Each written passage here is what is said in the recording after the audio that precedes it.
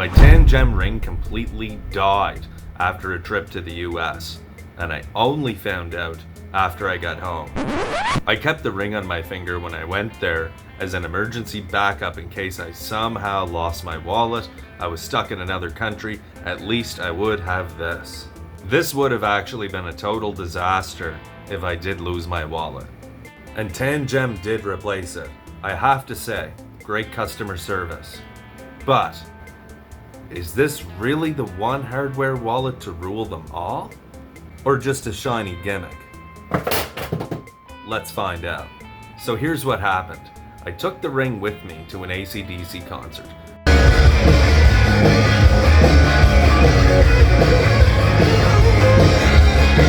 I drove across the border from Canada into the US, and I wanted the ring to have with me in case some weird thing ever happened. I was like, you know what? This is one of the perks of having one of these cool rings. It's like, I felt like kind of like a secret agent, like I got Bitcoin on my finger. Who has Bitcoin on their finger? Thankfully, I didn't lose my wallet, but when I did get home, I don't know, a week later, I went to go scan my ring to check my Bitcoin balance. Nothing. No matter what way I turned it, took off the case, it wouldn't scan. My cards would scan perfectly fine. That's how I knew there was something wrong with the ring. So I reached out to Tangem support. They wanted me to send them a video showing me trying to scan it, and I showed them how easy it was to scan my cards, and they sent me a brand new ring. Now here's the cool thing. They had already actually refunded me for this ring because of a prior bug, where anybody who reached out that had a seed phrase ring to customer support through the app would have their seed phrase implanted in the email. I have no idea how that happened, but I'm confident that it has now been fixed. And if you really are insecure about it, which honestly, it's hard to blame people, just go Seedless. But to honestly see how quickly they shipped me a replacement ring for a ring they already refunded, then didn't make me ship it back, I'm pretty impressed with the customer service. But here's the thing, if you're traveling, I highly recommend you don't look at this ring as a foolproof method. I would definitely bring at least one card with you and definitely test it before you leave to make sure it works. I would not recommend bringing all of them with you, because if somehow something happened in another country, you would definitely want one card at least left back home. The actual idea is to spread the three of them apart, so if you lose one, you'll have access to the others. Especially if there was like a house fire, you wouldn't want it all in the same place. Ideas of places to store them would be for the ring, obviously on your finger. You could put a card in your vehicle hidden somewhere. You could put it in a storage bay at a relative's house, in a fireproof safe, although I'd highly make sure if you're keeping all of them in a house that you definitely make sure the safe is up to date and going to withstand any type of fire. Now, since Tangem sent me this new one, I've been waiting till I had time to film this video to show you guys exactly how easy it is to set it up.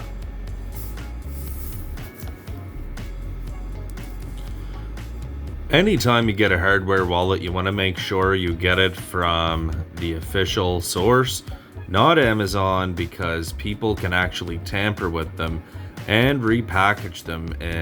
It's worth it to some people to spend a lot of money to repackage these things after they've been tampered with, so they can drain hundreds of thousands or millions of your dollars. So definitely buy these things from an official source. And this thing is definitely very hard to get into. I just found a weak spot. There we go.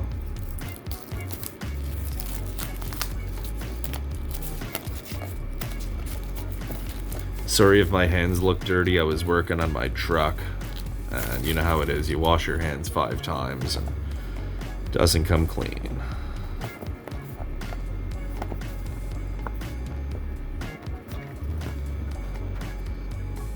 That's a nice glow. That pops. Whew. Okay. Get with the program, bud.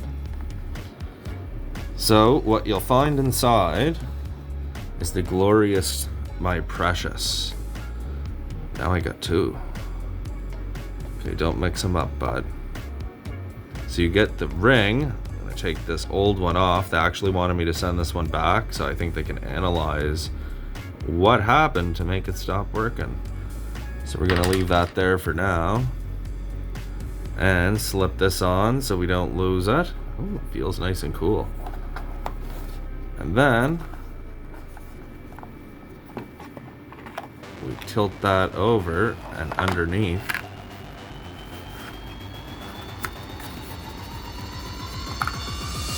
You'll also find your two cards that are your backups. Or you can use these and keep the ring as a backup, whatever you really want to do. But yeah, these are basically your two cards. And finally, your getting started guide. Tells you what's going on and to download the app through the QR code. And your terms of use.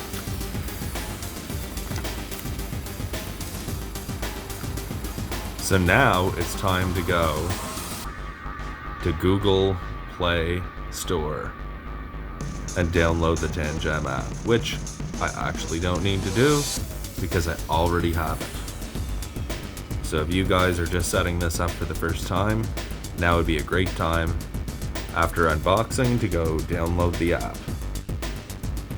Spoiler, it's so easy, even Samwise Gamgee could set it up.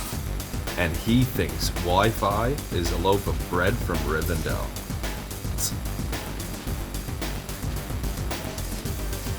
So one thing to note, Tangem lets you go seedless or use the traditional seed phrase. The issue is there was an old bug when people used the actual seed phrase and they sent a support email through the app. It actually copied the seed phrase and put it in the email. Don't ask me how that happened. I have no idea. But you can avoid all of that going forward by not using the seed phrase. That's why Tangem did it like that, I guess. Either way, do what you will. They said they fixed it. I pretty much trust that, but I have no idea how that would have happened from the get-go. That's a pretty big design flaw. But I would just recommend going seedless. But if you don't, I definitely wouldn't be sending any emails anytime soon.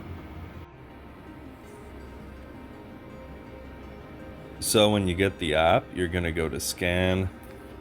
You can actually scan your ring. And here you can either go and select other options to go with a seed phrase, which I don't recommend. In the case of Tangem, and go to create wallet to go seedless.